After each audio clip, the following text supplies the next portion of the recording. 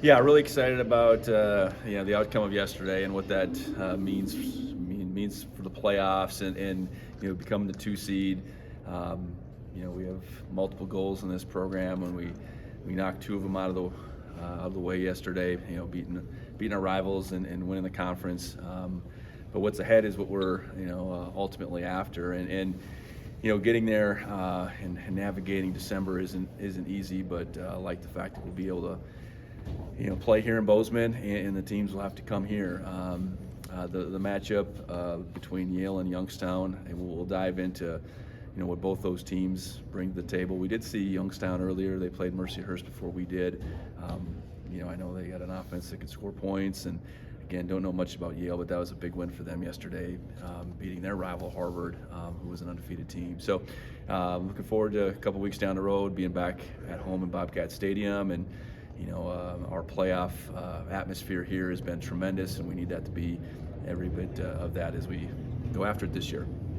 I guess knowing the history of teams that host semifinals in the FCS Plus over the last decade, I guess what do you feel like that kind of does for your guys' path? Well, you got to get to the semifinals first. I know. I think it's a lot of things. It's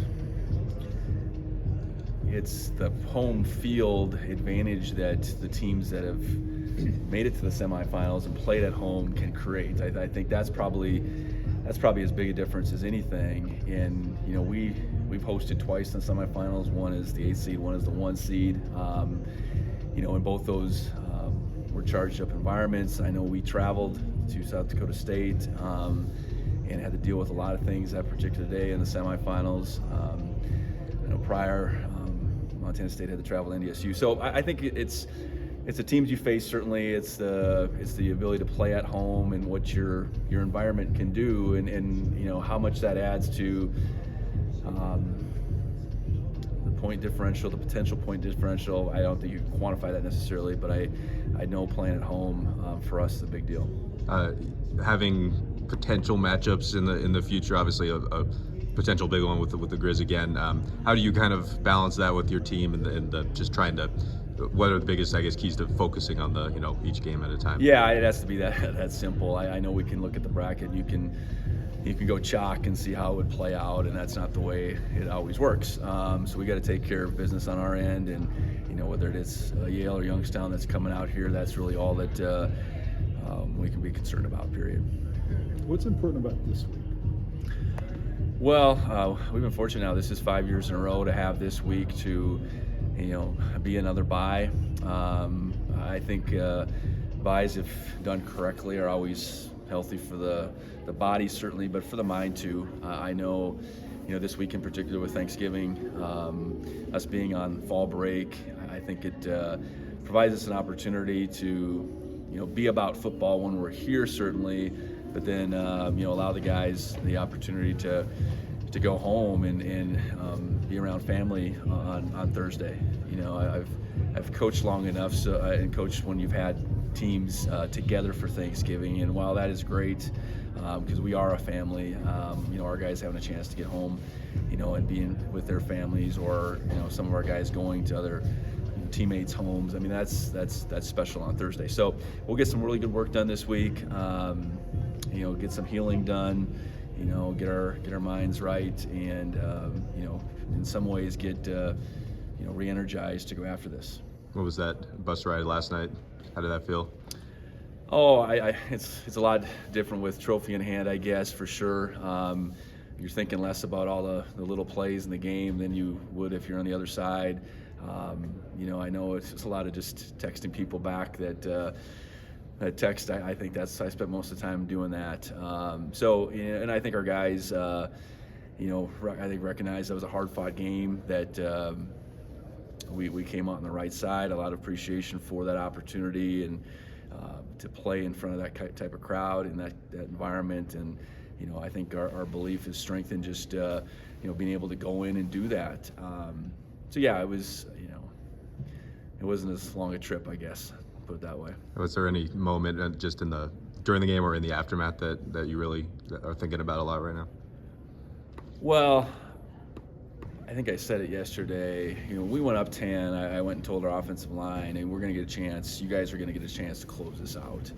And when Gilman went down the sideline, we still had a lead, and there was just under 7 minutes left, and knew that that statement had to become reality. And I know we had a hold on the kickoff, so we started even backed up, and it was going to take everything we had, including a 4th and 1 in there. Including we stood a penalty on 2nd and 1, but so really proud of in that moment the offense being able to finish up. It's been that back and forth whether the defense is picking the offense up or the offense is picking the defense up. So to be able to close that out and not give them another chance up 3. Just the way that sequence went down. We had a couple timeouts in there, and I think the guys knew that it was on their shoulders and they were going to get it done. And you don't always feel that from the guys. They might say it, but I not only heard it, but I felt it that they were going to get it done. What text or two were most fun to answer? Oh boy, that's a good one. Bunch of former players. I know Travis Lulay sent me one that was cool. He's been part of that, going over there and winning. Coach Arnold had been back and forth a little bit. So many. I guess both from my past and from certainly the history here. I know Leon wasn't fortunate enough to be there, so it was a FaceTime on the field to Molly's phone, and he was. I don't know what he was jumping around, or I'm sure he was like a caged animal yesterday. So I thought that was pretty cool, just him having to witness this from afar. And then I get, what a day though. President Cruzado, some good back and forth with her as well. And there's so many people that have their hands in what we're doing right now that go way back or right in the here and now. So it was a lot of people from a lot of different places, so it's pretty awesome. You mentioned some speakers that you had. I just was curious if you could specify any. Oh, I think just through the course of the year. Okay. Yeah. That was nothing particular last week. I think we've leaned into the mental aspect more and more. And I would say the most important person in that whole deal is Coach Herron. Really being able to test our guys and prove to them they can do hard things. We talk in those terms a lot, and yesterday was a hard thing to be able to. To be focused, to know that there's 27,000 people. There was 27,000 people there yesterday, and most of them are against you. And how do you tune that out? How do you know there's going to be this avalanche of noise? But how do you function? I thought we functioned really well. We weren't entirely clean, but we were clean, and we were able to run our offense. So I think that's the training taking place through the course of the year. So that goes back.